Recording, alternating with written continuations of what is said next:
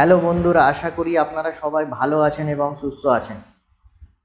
এর আগে আমি প্রচুর ভিডিওস বানিয়েছি ফিস্টুলা এবং ফিস্টুলার চিকিৎসা সংক্রান্ত তথ্য নিয়ে। আশা করি আপনাদের ভিডিওগুলো ভালো লেগেছে এবং যদি আপনারা ভিডিওটা না দেখে থাকেন দয়া করে আমার ভিডিওগুলো দেখবেন এবং জানাবেন ভিডিওটা কেমন লেগেছে।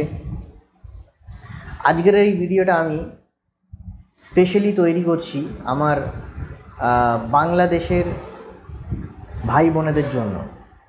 আমি জানতে পেরেছি প্রচুর বাংলাদেশের লোকেরা রয়েছে যারা এই রোগে ভুগছে এবং তারা কলকাতায় আসছে চিকিৎসা করাবার জন্য। তা আমি আপনাদের একটাই কথা বলবো যে পারলে লেজার সার্জারিটাকে অ্যাভয়েড করবেন, কারণ প্রচুর ডাক্তার আছে যারা লেজার সার্জারিকে প্রচুর প্রমোট করছে।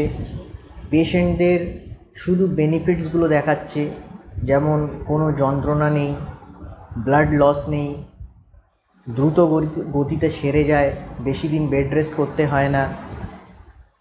কিন্তু এর একটা নেগেটিভ সাইড আছে যেটা ডক্টররা বলছে না, সেটা হলো লেজার ফিস্টুলার সার্জারি করার পরে ফিস্টুলার পুনরায় হবার চান্সেস প্রচণ্ড হাই।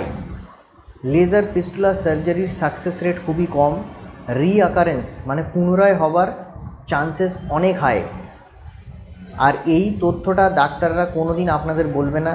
আর ডক্টররা লেজার সার্জারিটা আরও এই জন্য প্রমোট করছে কারণ লেজারের নাম করে ডাক্তাররা আপনার কাছে বেশি বেশি টাকা ছেপে নিতে পারছে। এবং আমার আগের ভিডিওতে আমিও বলেছি যে আমিও লেজার সার্জারি করেছি, আর যেই ডক্টরের কাছে করেছি সেই ডক্টরের কাছে তো ভুল করেও যাবেন না, কারণ সেই ডক্টরটা পেশেন্টকে একদম পাত্তা দেয় না। ও শুধু টাকা নিয়েই ওর দরকার, টাকা ছাড়াও কিচ্ছু বোঝে না। পেশেন্ট ভালো হলো কি খারাপ হলো এইটা নিয়ে ওর কোনো মাথা ব্যথা নেই।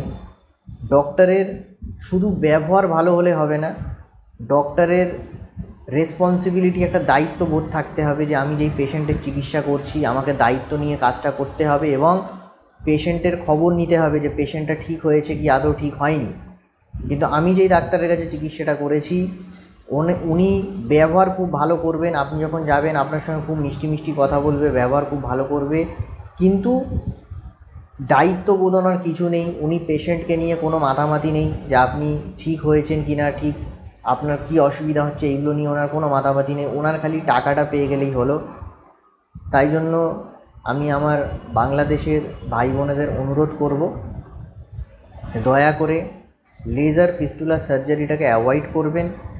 আর যদি আপনি কলকাতায় চিকিৎসা করার প্ল্যানিং করছেন, আমি যেই ডক্টরকে দিয়ে চিকিৎসাটা করিয়েছি দয়া করে সেই ডক্টরটাকে অ্যাভয়েড করবেন। আর আপনাদের সঙ্গে আমি অনুরোধ করব, যারা যারা লেজার ফিস্টুলা সার্জারি করিয়েছেন এবং সাকসেস হননি, দয়া করে ডক্টরের ডিটেলস, লোকেশন, কত খরচ হয়েছে এইগুলো আমাদের সঙ্গে কমেন্টে শেয়ার করবেন। তাহলে আমি এই নিয়ে ভিডিও বানাতে পারবো, তাহলে আমি অন্য লোকেদেরও সজাগ করতে পারবো যেন তারা এই ডক্টরগুলোকে অ্যাভয়েড করতে পারে।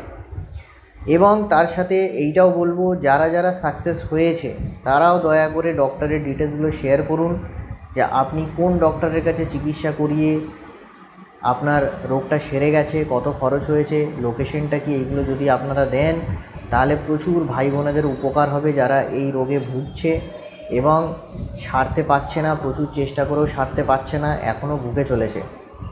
তাহলে বন্ধুরা দয়া করে আমার পাশে থাকবেন, আমার ভিডিওটিকে লাইক করবেন, যদি ভালো থেকে থাকে লাইক করবেন, চ্যানেলটিকে সাবস্ক্রাইব করে আমার পাশে থাকবেন। আমি তাহলে আরও বেশি বেশি করে ইনফরমেটিভ ভিডিওসগুলো আপনাদের জন্য আনতে পারবো। আর দয়া করে পারলে ভিডিওটাকে শেয়ার করবেন, তাহলে যারা এই বিষয়টি জানে না তারাও যেন এই বিষয়টি জানতে পারে এবং সেই বুঝে তারাও কাজ করতে পারে। আশা করি আপনাদের ভিডিওটা ভালো লেগেছে। ধন্যবাদ এই ভিডিওটি দেখার জন্য।